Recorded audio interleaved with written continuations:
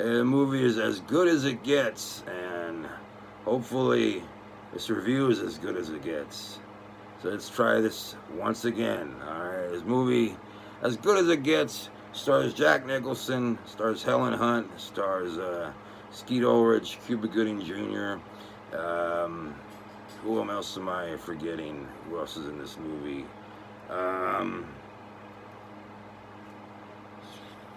Cuba Gooding. Oh, Greg Kinnear. That's who's in it too. I was going to call him Greg Kinnear Jr. Like, anyway, it's this movie was made back in December 1997. Won a lot of awards. Best Picture nominated for the Academy Award. I think it won Best Actor for Jack Nicholson, Best Actress for Helen Hunt, and so it did very good. Made $314 million of a $50 million budget. You know, I think most of that was Jack Nicholson's price tag, but rightfully so. I mean, but then again, you had Helen Hunt in the movie, so maybe she was like calling for a lot of money too. I mean, she just done that movie Twister, which was a movie that upset me because I was like, hey, this movie isn't about a game Twister where you spin it and she gets all nude, right hand green, and takes off her tits, you know. No, bitch.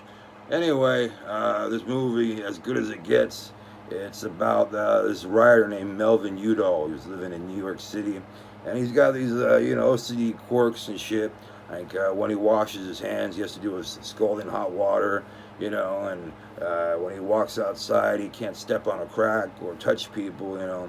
Even when he goes to his favorite restaurant, he can't use their cutlery. He has to bring plastic spoons and shit every day.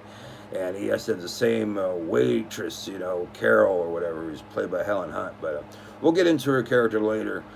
We meet his neighbor, who's played by Greg Kinnear, who's a gay guy, and what gay person would be gay and complete without being an artist? So he's actually drawing or painting, whatever he does, and his subject is Skeet Ulrich, and I can see why Skeet Ulrich is a handsome man. You know, I'm comfortable in saying it. He's a handsome man. Anyway, I like to suck his dick. Then Skeet Ulrich and his friends, who are bums, they start beating the shit out of Greg Kinnear's character, and they rob from him and shit like that. They mess up his house and scare his dog to shit and whatever like that. And fuck. So now it's like, all right, the cops and the ambulance have to come by, and Greg Kinnear, his agent is there, who's played by Cuba Gooding Jr. His name's Frank. That's why I said Frank. And he tries to get anybody to watch the dog of Greg Kinnear, but nobody will do it. Not even this nice little sweet thing who plays the Mexican fan club lady in the movie Selena. And she said, "No, I cannot do it, and I cannot watch the dog." And then Melvin, he's talking to the cops. He's like, you're gonna do it. So Frank gets Melvin to watch the dog, reluctantly, and it's at this point where Melvin, he's going to his favorite place to eat, and he finds out Carol's not there to wait on him anymore, and it's because her son has asthma, and she has to work from home now because she's not able to take care of the bills and live on her own with their son. She has to move back in with their mom, and so it's this whole thing, and Jack Nicholson's not happy with it. He's like, all right, I'll pay whatever it is. I'll pay your son's hospital bills, you get him a good doctor, if you come back to work and you'll wait on me in this restaurant. And she's like, what?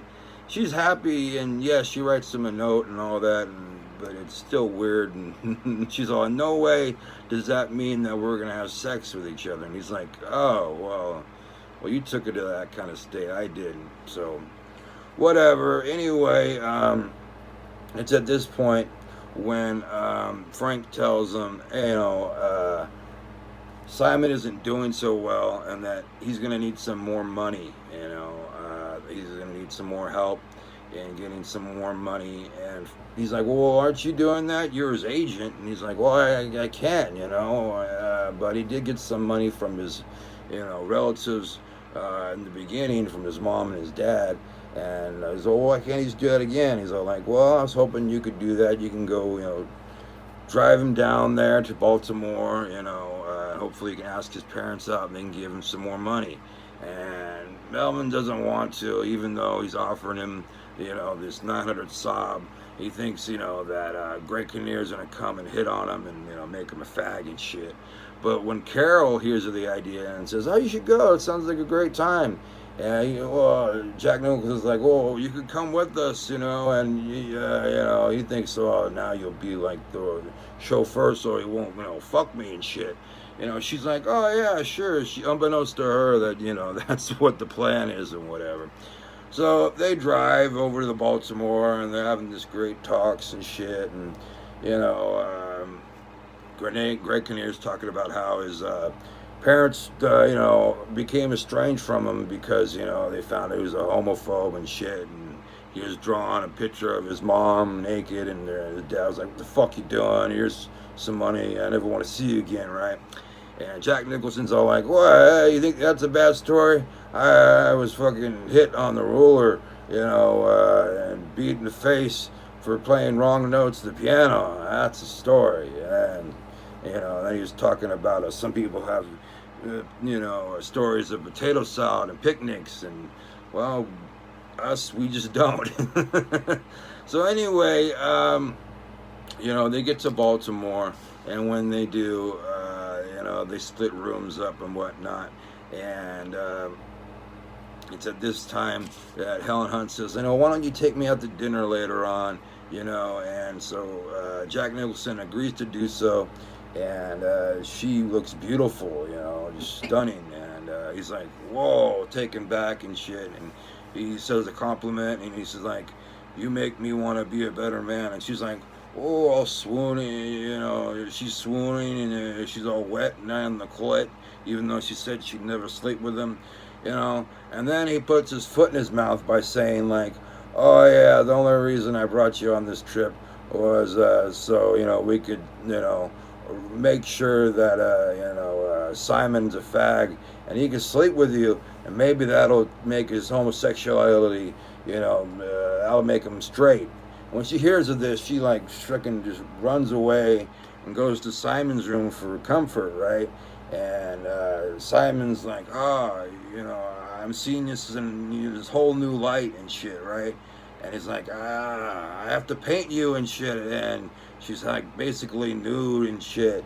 And he tears off his cast and he starts drawing her, and he's like painting. He's like, he has a whole new fascination, right? And she finds it flattering. She's not one bit, finds it sexual at all. Yeah, right, bitch. Anyway,